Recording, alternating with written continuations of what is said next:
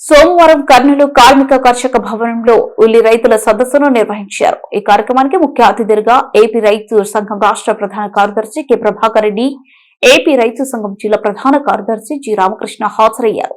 AP రైతు సంఘం జిల్లా సహాయ కార్యదర్శి ఏ కృష్ణ అధ్యక్షతన జరిగిన సదస్సును ఉద్దేశించి ఏపీ రైతు సంఘం రాష్ట్ర ప్రధాన కార్యదర్శి కె ప్రభాకర్ రెడ్డి, జిల్లా ప్రధాన కార్యదర్శి జి రామకృష్ణ మాట్లాడారు. అనంతరం ఉల్లి రైతుల పోరాట కమిటీని ఏర్పాటు చేశారు. కమిటీ కన్వీనర్ గా బోలవరం గోపాల్, కో కన్వీనర్ గా దేవమాడ రామచంద్రుడు, కేతవరం బుగ్గరాముడు మరో 29 మందితో ఉల్లి రైతుల పోరాట కమిటీ ఏర్పాటు చేశారు.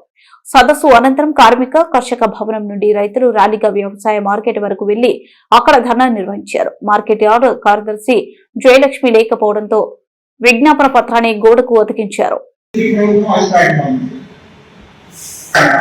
అప్పుడు జనసేన ఆటలో లేదు, తెలుగుదేశం రెండు మాత్రమే ఉన్నాయి.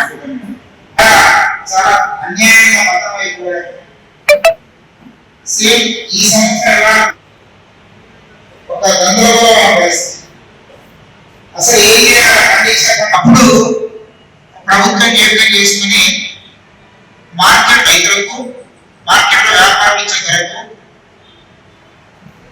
ప్రభుత్వం నిర్ణయించిన మధ్య నుండి తేడా బోనస్ ఇప్పుడు మాట కాదు, 2017 వచ్చింది అంటే అప్పటికి ఇప్పటికి లెక్కేస్తే అది 15 కోట్లు 20 కోట్లు అవుతుంది. అంతే కదా, రూపాయన్నర వడ్డీ లెక్కేస్తే గానీ సుమారు 8 సంవత్సరాలు అవుతుంది.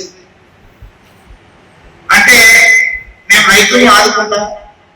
ముఖ్యంగా మార్కెట్ లో ఉల్లి ధరలు పడిపోయిన సందర్భంలో ఉల్లి రైతులు ఆదుకుంటాం అని చెప్పిన ఆ ప్రభుత్వం మాట ఇప్పటిదాకా అమలు కాలేదు.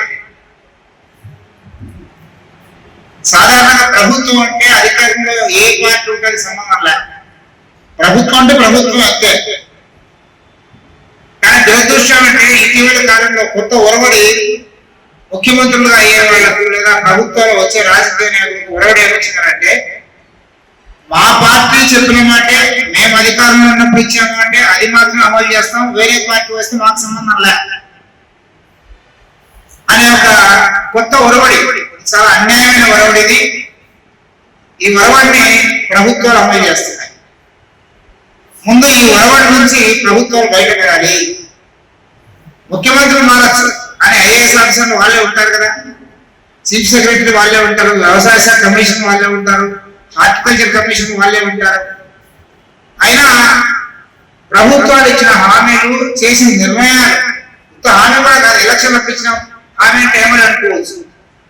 నిర్ణయం ప్రకటించినారు, అధికారిక ఉత్తర్వులు ఇచ్చినారు, ఉత్తర్వులు కూడా అమలు చేయకుండా ప్రభుత్వాలు అధికారులు వ్యవహరిస్తున్నారు. ఇంతకంటే ఏమన్నారు దాన్ని, బాధ్యరాహిత్యం, ఇంతకంటే బాధ్యరాహిత్యం మరొకటి లేదు. ఆ రకమైన పరిస్థితులు మన రాష్ట్రం మనం ఉన్నాం.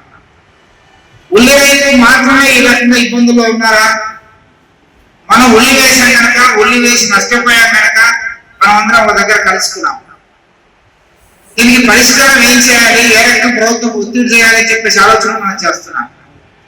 ఇలాగే మొన్నటికి మన పొగాకు పండించిన రైతులు మన జిల్లాలో చూసినాం కదా,